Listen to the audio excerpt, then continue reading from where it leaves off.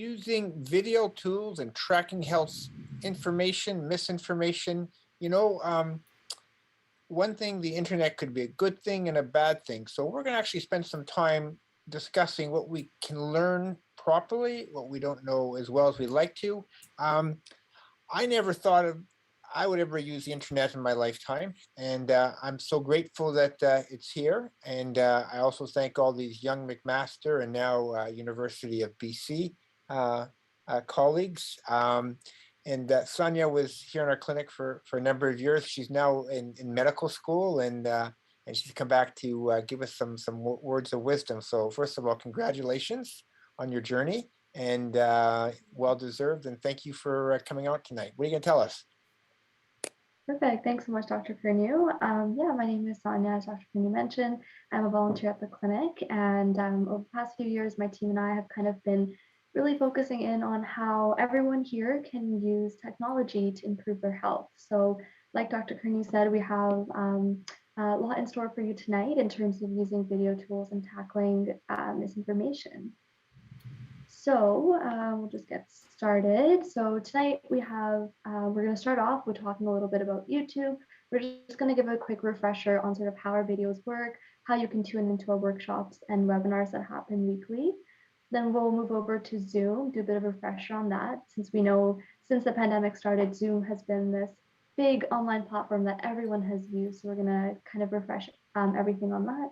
And then we'll move into sort of tackling misinformation. So how should you access health information? Where should you go? What resources should there be? And then we'll end off with some final notes about apps and such. So before we get started into the content, I just want to acknowledge, I know that technology can be a very difficult thing, especially if you're not familiar with it. Nowadays, there's not just our phones, we have watches, we have apps. There's so many different tools and platforms that you can use, and it can be kind of overwhelming to have all this information thrown at you. So our job here is to break everything down for you so it's easy to understand, it's accessible, and we're here to support you. So if at any point you have any questions, either during this presentation or after, please don't hesitate to ask. We're here for you. And also just be mindful that even though it's challenging, if you approach it with an open mindset and a readiness to learn, it'll become that much easier. So we're excited to have you join us on this journey today. So we'll start off by talking about YouTube. So as some of you are already familiar, here at the clinic, we do a lot of engaging our patients in sort of really informing you about a variety of different topics, whether it's your blood pressure, your cholesterol, things like the COVID vaccine, just every aspect of your health that you could possibly need and want to learn. So in terms of our videos, we actually have a YouTube channel. And so videos are released on that channel Wednesdays. And these are usually shorter videos, usually 5 to 10 minutes long. And they cover short bits of information and topics. And again, we have a wide range that I'll show you in just a few slides. And then on Fridays, we have our webinars like this that you're joining in on. So you can join in 7 p.m. Eastern live, or you can watch the recordings afterwards. So I really encourage you to get involved and sort of have these, stay in touch with these videos that are released.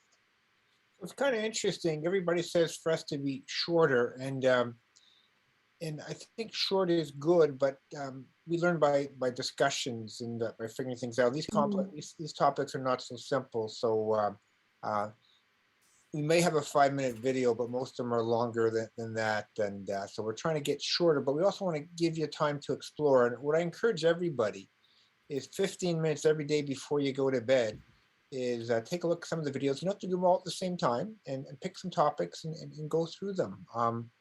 I know for myself is that I'm constantly learning, and things are changing. So please take opportunities and share it with all your friends, colleagues, enemies, friends, all the above. More the merrier. Absolutely, definitely agree with that. And actually, on that note, we've actually really worked hard to revamp some of our videos lately. And so you might be wondering, well, what exactly has changed? Well, our videos now have really improved animation. We're trying really hard to make them as engaging and entertaining as possible. So they're not always slideshows, sometimes they're animations. We have role plays and different characters involved, so you can really try to understand the nuances in the information we're talking about. So Yeah, it's bit-sized information. And as Dr. Curnew said, we have these webinars for longer discussions. So really do encourage you to check those out. And the way that you would do that is you essentially go onto YouTube. So if you haven't ever used YouTube before, this can be done on your laptop computer or your phone. And you just type in youtube.com. And usually you have a search bar at the top that you see here with a little magnifying glass. And you can just type in Greg Curnew. And when you do that, you'll kind of get this lovely little photo of Dr. Curnew here and a little description. And you can actually just go ahead and click that little circle, that icon, and that'll take you to the main YouTube channel. So this is what our main channel looks like. That's what you're going to see after you click that icon.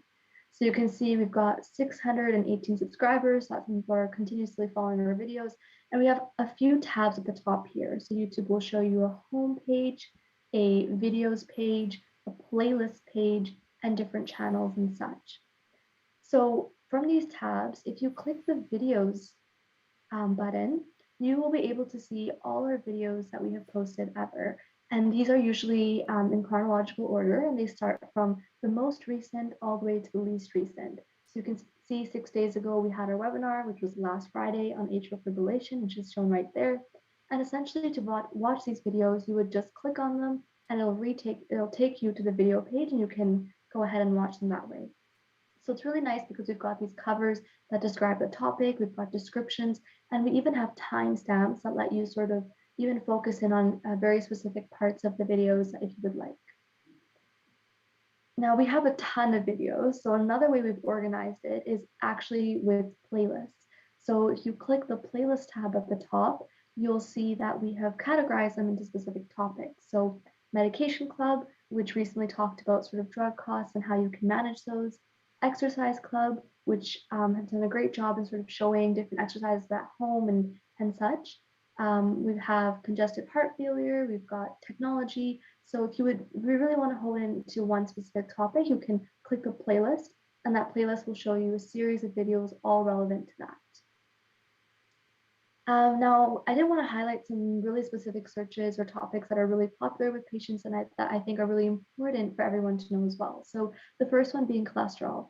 So like I mentioned, you can navigate it through playlists, but you can also use the search button again on YouTube. You can just type in cholesterol and it'll actually show you all our videos related to cholesterol. So our webinar that was done on high cholesterol, we've got a wonderful short video, 7 minutes long, on statins and how to use cholesterol to lower medication, and then another webinar as well. So that's also a nice way if you're looking for something very specific to do that. So if You you can can do the same. backtrack one more, Sonia, there. So Yeah. this is actually something I think a must list for everybody. So we have a 7-minute video, but we also have something called the statin debate. So if you think you've had a problem or side effect from a cholesterol medication, this is a must listen to you. Now, how to live with cholesterol with diet and is really important as well. So there's a whole repertoire of things. So I think everybody, and statins have actually changed our planet. Is that you can decrease cardiovascular events by about 20 to 50% with statin therapy. I'll repeat that. You can prevent a heart attack, need for bypass surgery by 50% with high dose statin therapy. And if you add ezetimibe, that's 60% if you take it for 6 years or greater. So it's actually important. The other thing too is that I hear this all the time. I don't have high cholesterol. Frankly, it doesn't really matter.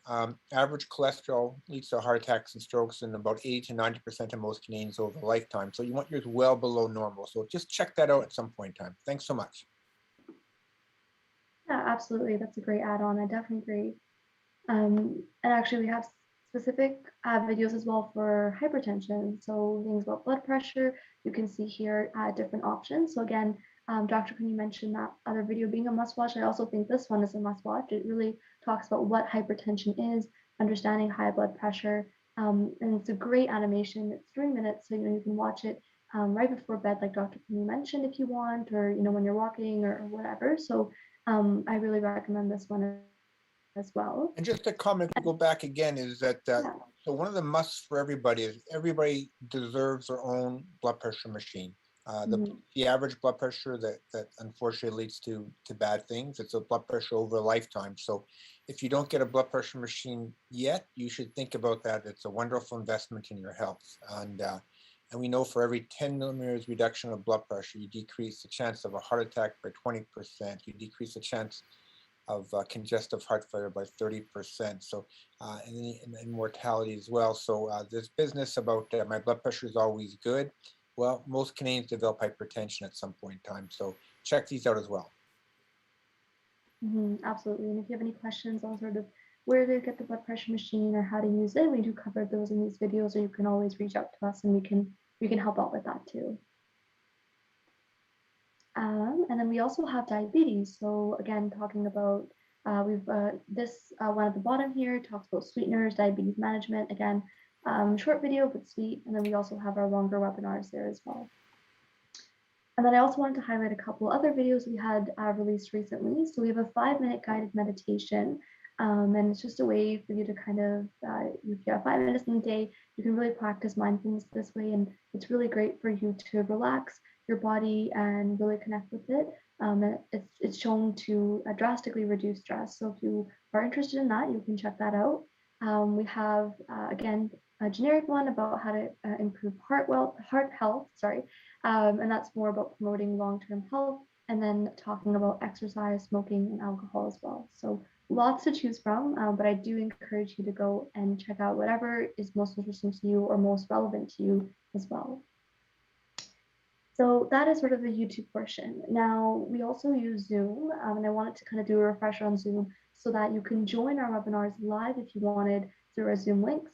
And also, if you would like to use Zoom for things like connecting with your family or friends or colleagues, it's been a really, the usage of Zoom has really increased during the pandemic. And it's really nice. Now I know some restrictions are loosening up, but sometimes it's great to still connect virtually, especially if you have people that are farther away from you or it's unsafe for you to meet in person. So I do think it's a really important skill for everyone to know.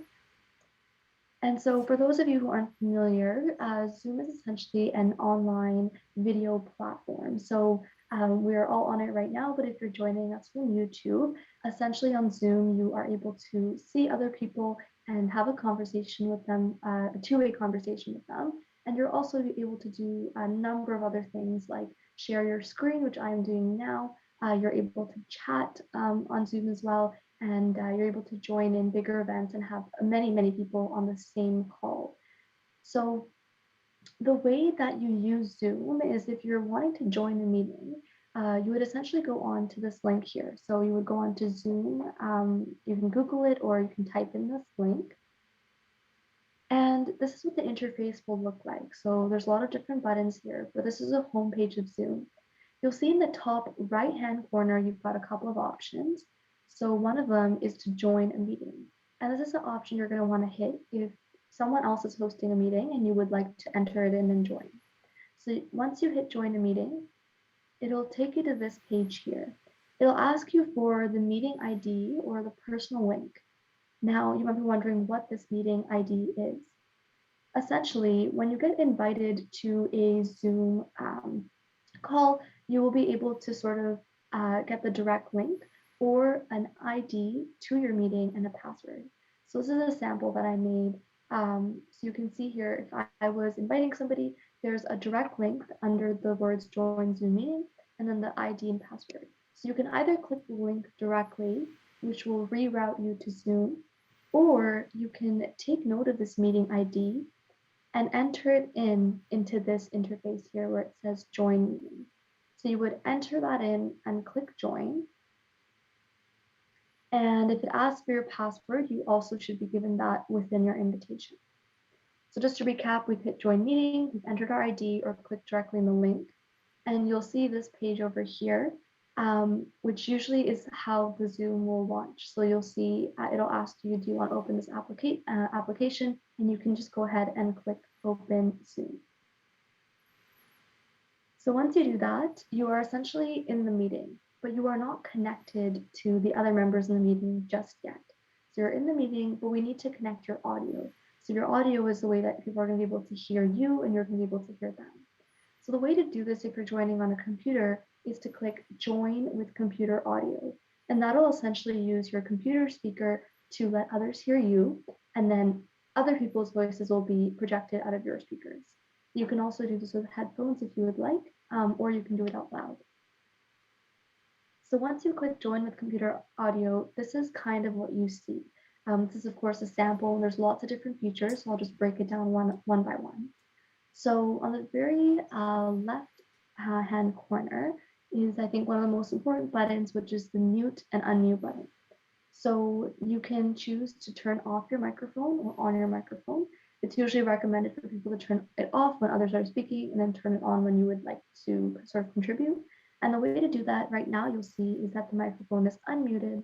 And then when the microphone is muted, it would show a red line across it. And that would mean that you are people cannot hear you at that moment. Just like you can control your microphone, you can also control your video. So you can choose to be in a video call and show your face or your surroundings or not. So again, you can stop the video or start the video. Same thing, you can click it to start and click it again to stop. There are also security features that you can change, especially if you're a host.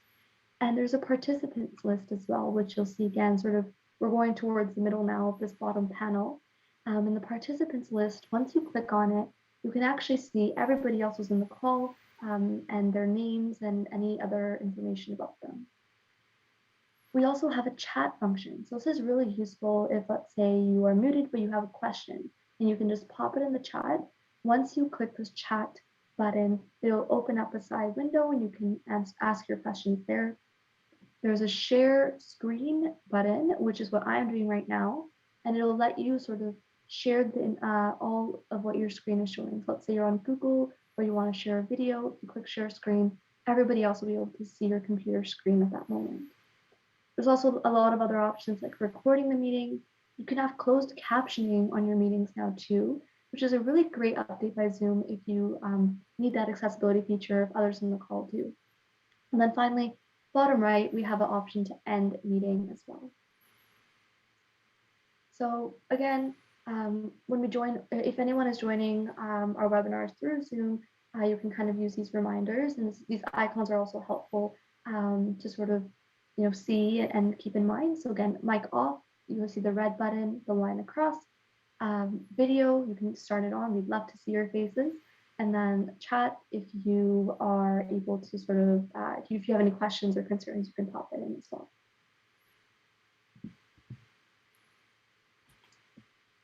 Perfect. And we see Dr. Curnew is right now checking out the little reactions, which is also a great feature. If you actually have a question, there's a couple of buttons on Zoom that let you raise your hand.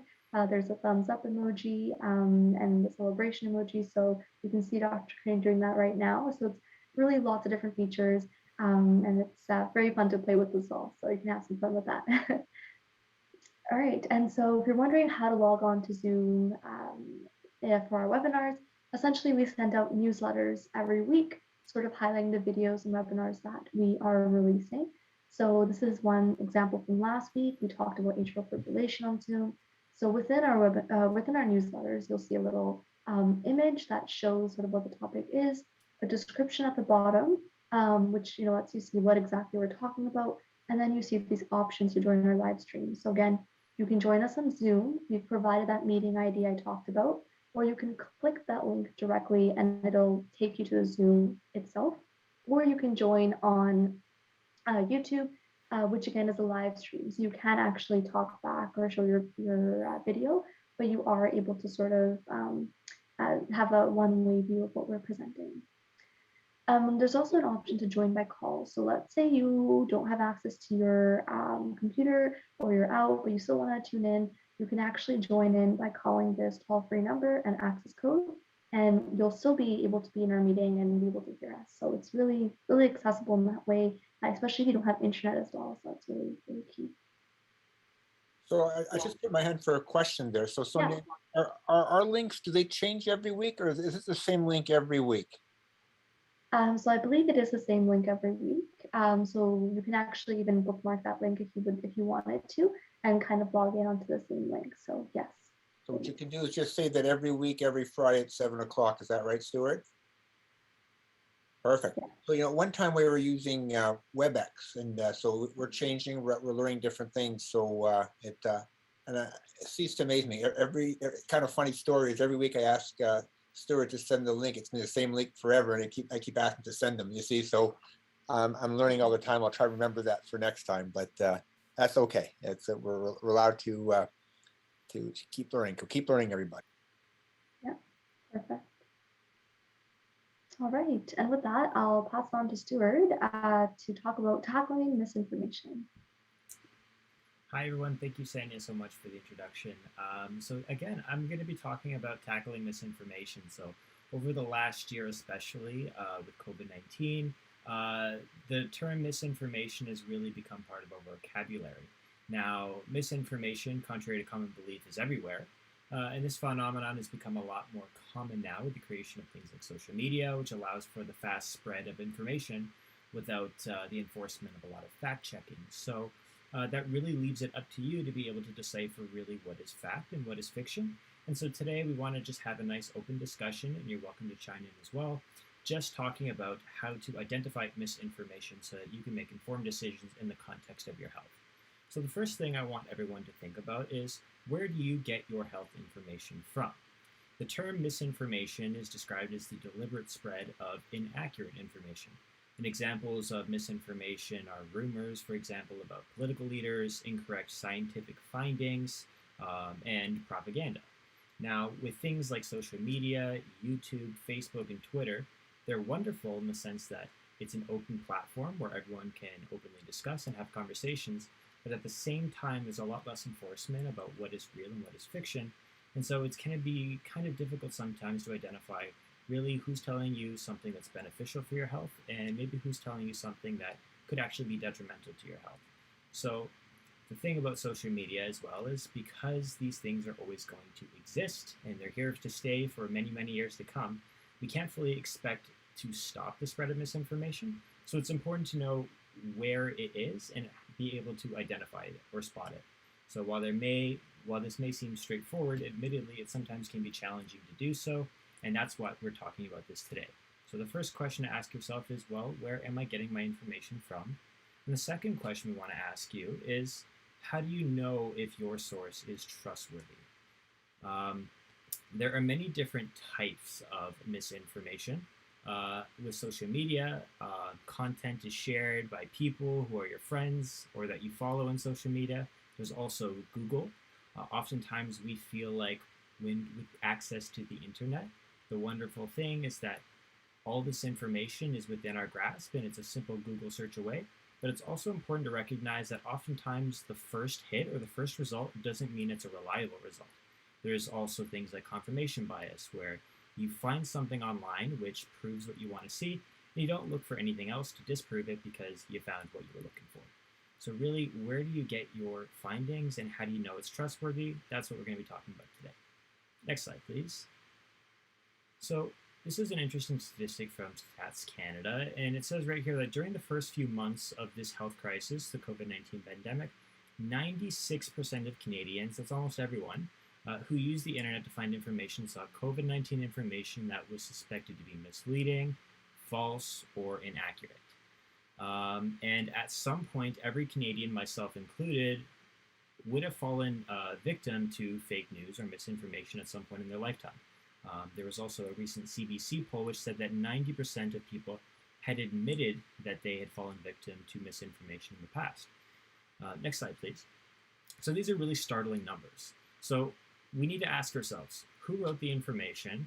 When was the information released? And can this information be verified by other reputable sources? Next slide, please. So what we need to ask ourselves is, what are these people's credentials? Are they an expert in the field? What particular area of their background is allowing them to speak on this particular topic? And why would they write about this? Are there any ulterior motives to publishing this article? Could the author have had any internal biases that may have informed the way that they wrote their articles? These are questions that we need to ask ourselves. For example, you want to make sure that the information that you're getting is coming from someone who's qualified to be speaking on a particular topic. For example, I like to think of it as this. You wouldn't go to your cardiologist to give you an oil change. So you wouldn't go to your mechanic to give you information on statin medications. Really have to consider the, you have to go to the people who have qualified information and who are able to speak on something educated with an educated background. And these are the sources that you want to trust. So people like your physician or reputable sources online, for example, public health organizations or websites that end in .gov, are usually reliable sources where you can trust the information that's being shared. And on the next few slides, we're going to be showing you some specific examples of reputable sources, which you can certainly check out in your own time. So the first one that we want to show you, I believe, is coming from the World Health Organization. So if you type in WHO or you type in the World Health Organization on Zoom, the first link you'll see will direct you to this web page here. And as you can see, there's a lot of reliable health information being shared, starting with things such as vaccines, treatment, and tests. And this is all reputable information. You can see that there's information on advice, guidance, response, and research with the COVID-19 vaccine and with COVID-19 pandemic in general. And just based on the organization itself, based on who is offering this information, you can feel confident that this information is reputable, it's verifiable, and it's rooted in scientific literature and evidence. If we move on to other examples, another great place to check is the Canada website, canada.ca. Again, this is a lot of reputable information with statistics around all of Canada, supporting with reputable information on the coronavirus disease, COVID-19, discussing the current situation, vaccines, travel and immigration, financial and economic support, and again, public health. And just as one more final example, we want to show you the City of Hamilton website. So for those who are joining us local in the City of Hamilton, this is another reputable source which you can go to find reputable information on the COVID-19 vaccine and COVID-19 pandemic. Here there's statistics that's related to your demographic as well, so you can have a sense of how many active cases are actually in your local community, the total number of cases throughout the pandemic, and any change from previous postings. So has the numbers been going up recently or have the numbers been going down? So as you can see, as of yesterday, the numbers had gone up slightly over the past day. Yes, Dr. Can you have any questions? So if someone want to find this website, so you go to Google, and what do you put in your search engine? What do you put in under the how do you find this? Yeah, What do you do? it's a great question. So the good thing about the internet is you don't need to have the direct link or know the direct website to find what you're looking for. If you wanted to find this web page, all you'd really have to do is describe what you're looking for. So if I was looking for the City of Hamilton website and I wanted to find information on COVID-19, I would just open up my search engine and I would type in Hamilton, and then I would just type in COVID-19. Just by doing that alone, the search engine will do its magic so that the first site that shows up is the one that you're looking for.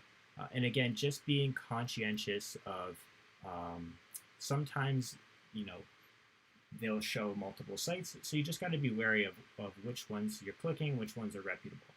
And you can often find that out just by clicking on the website, exploring around a little bit, and seeing if this is the City of Hamilton website or if this is another website which is talking about COVID-19 in the City of Hamilton, but isn't from the actual City of Hamilton website itself. So it's kind of interesting is that most of us, when we do our so-called Google searches, we'll stop at the first three top line things. And now to get to the top of Google, it has its algorithm. One is, how many people have used it, but also there's also advertising too as well in Google as well. So a lot of people spend a lot of money to get to the top of Google. And so be careful, just because it's in the top three in your search doesn't mean it's the best one as you should tell us there. So thank you for sharing that. Yeah, Dr. Curnew makes a really, really great point. The one thing about the internet is it's really subject to clickbait. So if you see a catchy headline which really grabs your attention, that means a lot of people will maybe be clicking on it. And if a lot of people are clicking on it, then the search engine is then going to do its magic so that that's one of the first things that you see. So these are often misleading titles. They seem outrageous or enticing so that you want to click on them, and sometimes people believe in the title and they don't necessarily read the article itself. So that's sort of what we've seen with social media a lot these days is people will see a catchy headline, it'll really surprise them and shock them, and then they'll share it with their friends. So you need to be able to know what's real and what's not.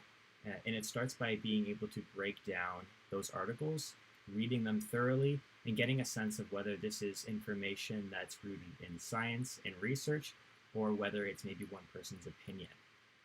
And the way that I would recommend you do this is to first check the quality of the writing. If you notice that there's a lot of spelling or grammar errors, or there's maybe informal language, the use of slang or the use of, conventional layperson language, this might be evidence that this is misinformation because a legitimate journal or a publication system, they have reviewers to go through all this information to check for things like spelling errors and editing mistakes. So if you notice an article on the internet that has these types of spelling mistakes, these errors, these things that sort of give you this weird feeling in your stomach, it's important to sort of be critical of those and be able to sort of separate whether maybe this is not the best source of information, and maybe I should look into it further by finding other sources. And Actually, you said something very important, right? How you find it's important. So, to me, I look for local experts who know a lot more than I do. So, you mentioned like the pandemic and other things, is that we all do our research, but I also rely heavily on experts. They know this literature. They spent their whole lives in this area. So, well, I learned a lot about vaccines. I'm not a vaccine expert, but I'm privileged to work with lots of people from McMaster, and I go to lots of webinars, and I work a number of hours every day just to keep up to date. So we're going to try to share that with you. So I've also been trained how to evaluate literature. Now, if you ask me how to fix your car, don't ask me. I tried to once help a friend change a flat tire, and I made a mess of the thing. But when it comes to health, I think I know a fair bit, and I'd be very pleased to share that with you. And these webinars are just that, sharing information. Thanks so much, Stuart. yeah, no, thank you. That was also another great point and a good segue to what I want to talk about next. So when it comes to scientific information, the most important source is, of course, your healthcare provider, your doctor, your physician, the person who's overseeing your medication, your pharmacist. I would recommend staying away from things like WebMD or Wikipedia, for example. These can be misleading and they can really provoke a lot of anxiety. This can cause you to misdiagnose yourself, and this can actually be detrimental to your health as well. So, like I said, analyzing websites for what they are, looking for reputable sources that end in .gov, for example, is a good place to start. Looking up Public Health Hamilton, Public Health Ontario, Public Health Canada. These are three great sources. As well as looking up medical associated websites like McMaster University Medicine, Johns Hopkins Medicine. These are good places to start. Be sure to be careful that the sources that you're considering are accredited and qualified. And the best way to do this is to ask yourself the 5 W's: who, what, where, when, and why. Asking yourself, what's the intent? Why are they telling me this? Are they trying to sell me something? Is there any ulterior motive behind what is being shared to me? These are questions that you should be asking yourself just to make sure that you are not being misled by inappropriate or inaccurate information. And the next thing as well is looking into when the information was published. So if you're noticing an article that maybe was published 10 to 15 years ago, it doesn't necessarily mean that this isn't trustworthy. It could mean that the information is potentially outdated depending on whatever the topic is. But again, being mindful and using your judgment is important for this factor because articles that were more than 10 years ago may be accurate, but may not be relevant to the current time. So again, looking for sources that are maybe a little bit more updated or can speak to the information you're looking for based on recent evidence would be better than looking at a source that was maybe from 20 years ago. And the reason for this is that new information is always changing, science is always changing. We're having new discoveries almost every single day. Dr. Curnew spends most of his evenings looking into new research in the topic of cardiology. And that just speaks to how science is always changing And it's important to stay up to date and be mindful that information changes. Listen to your healthcare providers who have the best evidence to support your health. Next slide. And another great way to just ensure that information is verifiable is there multiple sources that are confirming what I'm looking for? If you find something that maybe is a bit outrageous or shocking, ask yourself, is this just one scientist who found this? Is this just one story that I'm hearing? Or is this confirmed by large trials, randomized control trials, um, big research trials from organizations or people who have credentials in the medical field? Performing this sort of quality check is really important to make sure that you're not being deceived by, again, something that might cause you to click a title without looking into it much further. So ensuring that you are still following all these checkpoints that I've mentioned throughout today's discussion when looking at these sources to verify is really, really crucial. Next slide, please. And so when it comes to external sources and things of that nature, is there the next slide? It might be frozen. So what I want to say is, you can turn to others to help you determine if something you're hearing is true or not. Again, your doctor, for all health-related news, it's really important to consult them. Your doctor is meant to help you. They have no ulterior motive other than to support you in your health and to provide you with up-to-date health information. Again, online sites can also be a good place to look, given that you know how to decipher what is true and what is not. Online fact checkers exist to help identify information. So if you ever were interested in determining whether a source is credited or not, you can look up online things like trustortrash.org. This is one website. Another one is factcheck.org. And you can actually post the link into these websites to see if it's actually a reputable source or something that might be deceiving. And again, friends and family again can also be a good place to consult, given that you're mindful that they may have opinions that are not rooted in science and evidence, and being conscientious of where they're getting their information. And with Sanya's website going down, it looks like I will just pull up the slideshow myself. So if you'll just give me a minute. And Dr. Curnew, did you have any thoughts then that you want Yeah, to? so it's interesting is that I mentioned the source. So one of the things is that let's say it's a political party that's telling you something. Well, political parties are interested in re-election, so you can see a slanted view of that.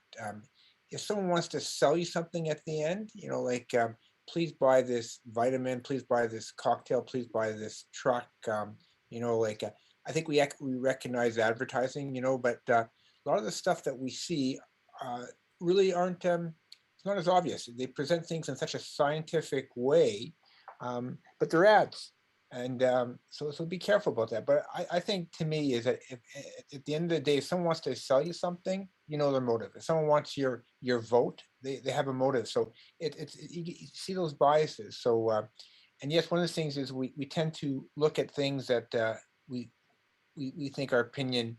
Um, one of the things I've learned about the internet is that things are sent to us in a way that is a little bit diabolic. Is that they're streaming information to either change your behavior or to reinforce something, and it doesn't always give balance. So I love to hear perspective, and so it's actually important. You still make up your mind, but again, if someone wants, and they say is that if you use my services, if you use my product, uh, you know, things will be better.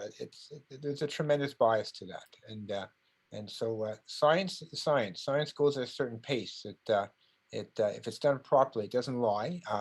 There's conflicting data, and that's part of what we do in healthcare is trying to manage conflicting data, and so it's hard for the average person to understand why information changes and why opinions change because the science is changing, and that's wonderful about science, and that's just the way it is.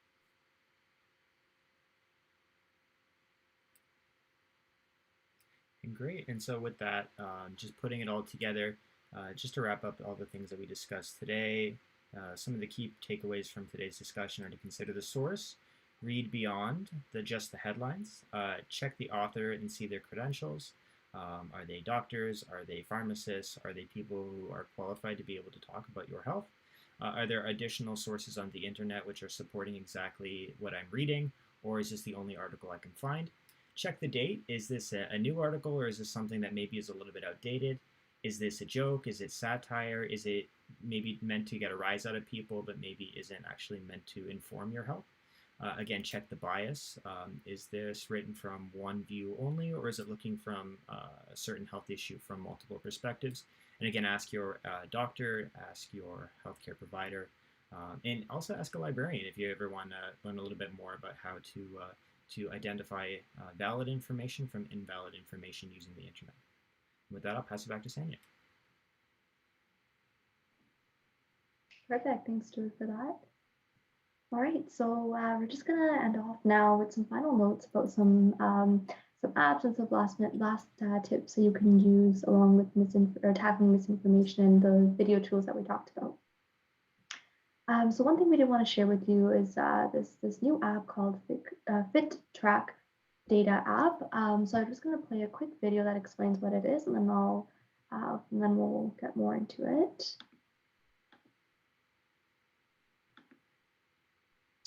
Let me know if you can hear this. Energy's here.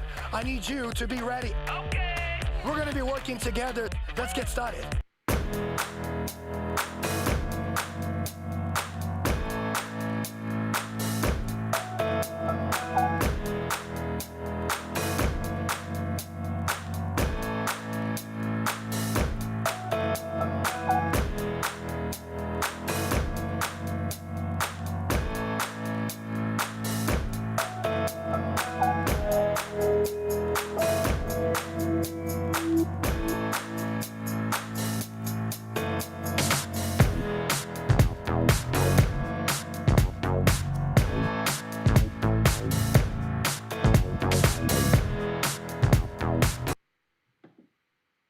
Okay, so that was just a little introduction to the app itself.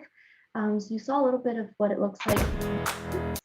Sorry, you saw a little bit of what it looks like in the video itself, but essentially the FitTrack is a company that has made a scale, which you can see here, this individual using, and they have an app associated with it. And the reason this is so cool is it actually lets you measure quite a variety of different things, from your weight, your BMI, to like your bone mass, your body fat percentage, your protein percentage, and things like that.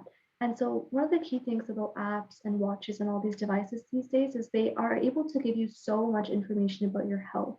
And it's really important that as an individual, you're aware of where you stand in terms of your health goals, and where you fall and what other steps you need to get to your goals the way you want to. So this is just one of the many options that you can try out or look into.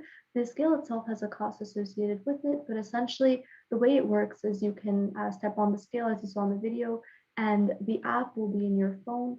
It'll sync the data and the information, and you're able to track all these measurements that you see here, and kind of see your progress over time, especially if you're trying things like medications or exercise or different diets. You can see the impact of those directly on these measurements. I know this app Dr. Curnew actually mentioned to me, so I'm not sure, Dr. Curnew, if you have anything else to add about this. It is something new that's been out these days. Yeah, so I'm kind of interested in it because everybody says to me is that I haven't lost any weight, but I'm losing inches, I'm losing fat. Well, this can actually tell you your body composition, how much fat you have, um, and there's different ones available. So one of the things is that this was recommended by one of my colleagues this week. So and and right now is that we do have a couple of these different scales. So I'm going to try to figure out, how good they are and things that nature. So I think this is, but I think it's a really a good way of doing things to keep track of yourself. So I mentioned some of the things that you need to do is have a blood pressure machine. You need to have a scale, and I'm looking for a talking scale that will convince me not to have nighttime eating and things that nature, or send laser beams or things that nature as well. But this is kind of neat little thing we thought we'd share with that. So I'd be curious if anybody else has some other neat things that they're using and trying right now. I know that we all use, Fitbit, different things, different eye trackers, and I'm really having fun with this technology, and so thank you for sharing that. Yeah, absolutely. And again, we know that you might be interested, and if you have any questions on how to get the app, how to use it, even after you've actually gotten it, or with any other devices like Apple Watches or Fitbits or any other app in general, you're more than welcome to reach out to us. Um, We're eventually going to try to look into this a little bit more deal. It just happens just to be one of them that's recommended. I'm not saying this is the right mm, one or not, but this is just an example of new things to try.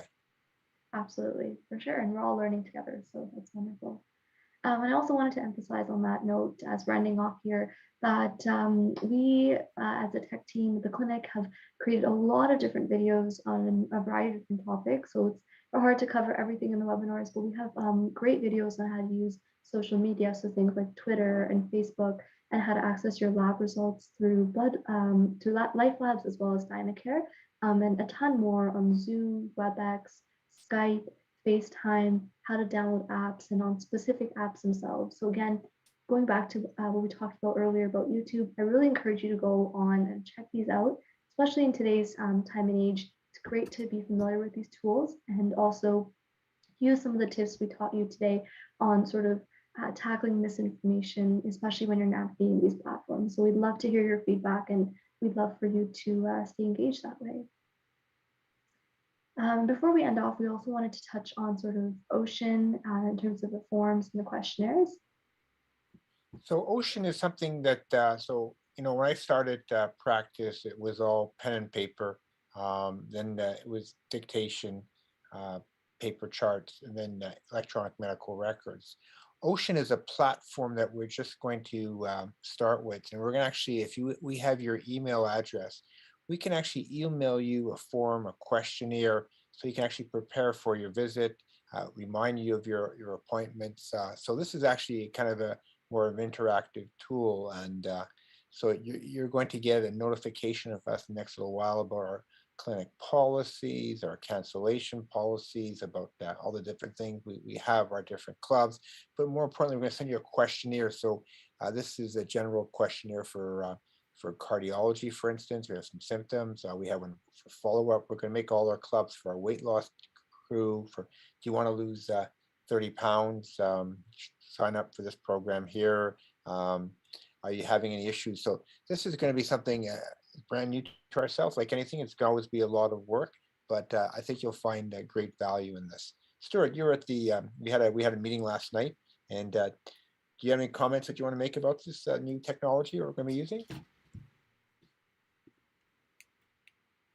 Yeah, I think Ocean's sort of something that's more internal into the clinic, but what it's going to be helping us do is keep you informed, keep connected with you, and also keep you informed on all of the different things that we're offering. So in addition to sending you forms before your appointments just to get information on your recent health, any changes in your recent health, we'll also be able to send a lot of information on different studies we'll be doing in the future, weight loss clubs, exercise clubs, diabetes clubs, with your permission.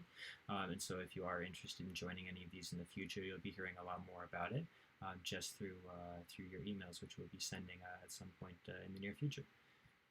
So it's really important that if you have an email, send to us. If you have somebody else that wants to take your email, send that as well. So, you can, and this actually goes directly into our electronic medical record, which is beautiful. So we have that information on you. So it doesn't go to somebody else's chart, it goes into your chart. So when you say to Dr. Curnew, I told you about that last time, well, you can keep reminding Dr. Curnew and other things as well, because healthcare is very much share information, and this will allow you to give your thoughts and to think about what's important to you. So you're going to have an appointment, let's say in 7 days from now. We'll send something out to you. You have time to digest and think about that, and some of the important issues to you. You actually type that in there and send it back, and very important, because one of the things that we're finding right now is that I ask people how many prescription renewals they have, for instance. The answer is the pharmacy will let you know. The problem with that is we're spending an hour or two every day doing prescription renewals that are prone to medical errors. So we want to know well in advance when you're running on medications. And your last prescription renewal, let us know so we can actually plan a get together, make sure that it's still the right medications for you versus I just run out of medications and so many ways of doing this. So this is actually um, helping technology to help you be healthier.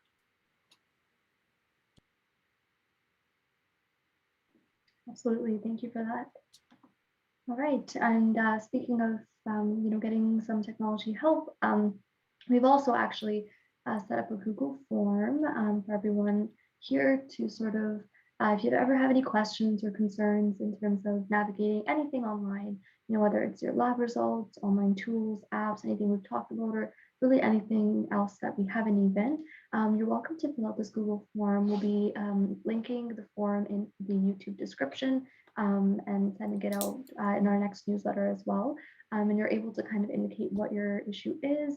And you can also actually let us know if you would like one of our volunteers to call you, and myself or someone else in the tech team will be able to set up an appointment with you depending on what time you're available, and we can kind of walk you through that. So we're here to help. Again, we know how difficult it is, but we're all here learning together, and we'd love for you to stay engaged with these tools and with our support. So what's a Google form? Great question. So Google Form is essentially just a survey online. It's a method to create a survey, but essentially once you click the link, it'll take you to a form. You'll be able to fill out your name, your email, your phone number, and then we'll get those responses on our end and be able to process them. So yeah, it's just a format of doing it, and hopefully we'll look forward to your responses and be able to help you out that way. And I'll also actually on that note add our contact information here. So we've got the email. If you don't want to fill the form out, you're also welcome to email us directly and we can get in touch. And we've got the phone number as well. And yeah, we're really, really excited that we get to share this information with you, and we hope that it's been helpful. And I'll just pass it off to Dr. Curnew or Stuart for any last comments or questions before we end it off. Sonia, Stuart, just fantastic information. I thought I knew some things about our YouTube channel. I keep learning something new. I've been using Zoom, and I didn't realize it was the same link every week, and some of these other features as well. One of the things is that most of us are calling from our cell phones, and if it's my students calling, then they're going to hide their number most of the time. Where I'm calling, I'm giving you my number. Now, that's my personal cell phone number. It's not meant for you to call when you want to, because I'm usually calling from about 7 in the morning to about 8 at nighttime. So I'm on the call with somebody else. So what I'd like you to do is that if if there's an emergency, by all means, I don't mind being interrupted, but if I'm having a discussion with somebody, having you send a phone call at that point in time is probably not ideal. So what you can do is you can call the office. There's a number there, 905-667-0783, and our front office will be glad to get the information and find a time. Or if you want, you can actually email what's going on at drcurnew232@gmail.com and put some times where you're available and what the problem is. Also, what you can do as well, you can try texting me during the hours of 7 to 7 most days, and make sure you put who you are. And we can try to respond that way. So different ways of getting hold of us. If it's an emergency, call 911 and go to the hospital. But if it's something that we can deal with, be glad to. But just don't pick up the phone and call and interrupt somebody else's appointment. That's okay, unless it's an emergency. So, is that knowledge is power, and most of us are just not wanting to learn enough. I don't know. I'm been in this practice for well over 30 years, and I'm more curious than ever, and be glad to share with that. So please take the opportunity. My recommendation is everybody 15 minutes before going to bed is look at one of our YouTube videos. Start to look at that. If you want to look at a longer one, that's fine. But is that to be really smart at something takes a lot of hard work. So what I learned along the way is that to be good at something, hard work comes first. Luck is also important too as well, but hard work is important, and having fun learning. So I learn something every day, and Sonia and Stuart, thank you so much, and all the teams that I've been blessed is that I never thought I'm the reason we can do this is because we're blessed with so many young, talented people who are trying to make you better. And I thank everybody. Is that I could not do this on my own, and the power of the team. So thank you all, and you as our patients are part of the team too as well. So is make everybody around you better, and thank you. Stuart, any thoughts? I wanted to say that I guess when I came into this position, I never thought that I would be able to call myself a bit of a tech whiz, and I would say that I'm a software engineer by any means, but I know my way around a computer. So if you have any questions or would like to learn a little bit more about how you can use technology in the context of improving your health, please fill out that Google form that we showed in the previous slides. That will be in the description underneath this video. You just got to click it and answer the few questions, and we'll be in touch with you, Sonia or I. I would really love to help you in helping you reach your healthcare goals by using technology to help you reach them.